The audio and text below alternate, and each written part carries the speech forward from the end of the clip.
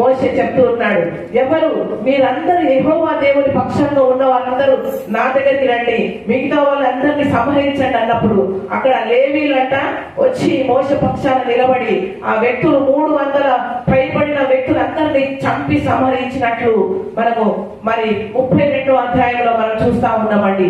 కాబట్టి మన జీవితం ఏ పాటిదండి?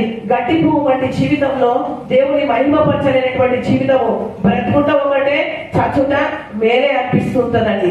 కాబట్టి ఆ గట్టు పువ్వు లాంటి జీవితంలో మనం ఆరాధించవలసిన దేవుని ఆరాధించాలా, మహిమపరచవలసిన దేవుని మహిమపరచాలా, ఆయనను స్తుతించవలసిన దేవుని స్తుతించాలా. మరి ఏమి చేయాలో సమయాన్ని బట్టి దేవుని మనము మహిమపరిచే బిడ్డలుగా మనం ఉండాలని దేవుడు జ్ఞాపకం చేస్తూ ఉన్నాడండి. ఒక సమయంలో అంటే ఒక పాస్టర్ గారు ఒక పెద్ద మీటింగ్ ని అరేంజ్ చేశారంట. అరేంజ్ చేసి అందరినీ ఆహ్వానించారంట.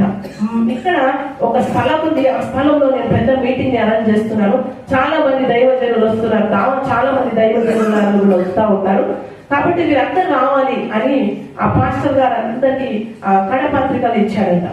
ఇచ్చిన తర్వాత ఆ పత్రికలను తీసుకున్న వాళ్ళందరూ చాలా మంది సంతోషించారంట. అయ్యో, దేవుని ఆరాధించడానికి ఒక గుంపుగా కూడుకుంటున్నామే, దేవుని మహిమపరచడానికి ఒక గుంపుగా మేము కూడి వస్తున్నామని చాలా మంది సంతోషపడ్డారంట. సంతోషపడ్డ తర్వాత ఆ మీటింగ్ 2 రోజులు ఉంది అనగానట ఈ పాస్టర్ గారు చనిపోయారట. ఎవరైతే ఈ మీటింగ్ ని అరేంజ్ చేసినటువంటి పాస్టర్ గారు చనిపోయాక దేవుని సన్నిధికి వెళ్ళిపోయారంట.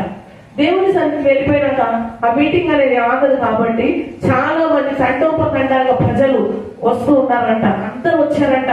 అక్కడ ఉన్నటువంటి పెద్ద గ్రౌండ్ అంతా నిండిపోయిందంట.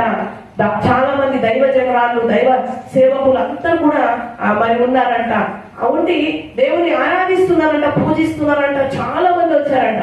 ఈయన అన్నాడంట, చనిపోయినటువంటి పాస్టర్ గారు అనంట, ప్రభా, నేనే కదా ఇది అరేంజ్ చేశాను, చాలా మంది కూడా వచ్చారు కదా, ఒక్కసారి నాకు చూపించవా? వాళ్ళు ఎంతమంది వచ్చారు, ఎంతమంది నేను స్తుతిస్తున్నారు, ఎంతమంది నేను ఆరాధిస్తున్నారో నేను ఒక్కసారి చూడాలనుకుంటున్నా ప్రభు అని చెప్పి ప్రభుని అడిగాడంట. అడగగానే ప్రభు ఏం చేశారంట, సరే చూడు అని చెప్పేసి చూపించారంట. చూపిస్తే అక్కడ చాలా మంది కుటుంబాలు ఉంటే చాలా సంతోషపడుతున్నాడంట. ప్రజలంతా చాలా మంది వచ్చారు కదా, ఎంత మంది వచ్చారు, నేను అందరినీ పిలిచారు, ఎంతో సంతోషం ఉంది అని చెప్పి అనుకుంటున్న సమయంలో దేవుని యొక్క స్తుతులు మాత్రం ఎన్ని వస్తున్నాయంట? 10, 15, 20 మంది యొక్క స్తుతులు పైకి వస్తున్నాయంట. అక్కడ చూస్తే చాలా మంది స్తుతిస్తూ ఆరాధిస్తున్నారు, కానీ అక్కడ ఉన్నటువంటి వ్యక్తుల్లో ఎవరు కూడానంట హృదయ అంతరంగం నుంచి ఆయన ఆరాధించే వ్యక్తులు లేరంట. చాలా మంది పైకి ఆరాధిస్తున్నారంట, పైకి స్తుతిస్తున్నారంట, పైకి కనబడేటటువంటి ఆరాధనలు కనబడుతున్నాయంట, కానీ దేవుని సన్నిధికి వెళ్ళేటటువంటి ఆరాధన అక్కడ 10, 15, 20 మంది మాత్రమే కనబడుతున్నారంట అండి. హల్లెలూయా. చూడండి, ఆ 10, 20 మందిలో కూడా మనం ఉండాలా, ఆయనను ఆరాధించాలి, మహిమపరచాలి, ఆయనను పొగడాలి. అప్పుడు ఆ పాస్టర్ గారు దేవుడితో మాట్లాడి అన్నారంట, నేను ఇంత కష్టపడి, ఇంత ప్రయాసపడి నేను ఇంతగా చేస్తే మిమ్మల్ని ఆరాధించాలి, స్తుతించాలి అనుకుంటే చూడండి, ఇక్కడ 10, 15 మంది, 20 మంది తప్ప నేను హృదయ అంతరంగం నుంచి నిజమైన ఆరాధన చేసే వ్యక్తి కరువైపోయినారు ప్రభువా అని చాలా బాధపడిందంటండి. హల్లెలూయా. చూడండి, నిన్ను నన్ను బట్టి దేవుడు కూడా బాధపడదు.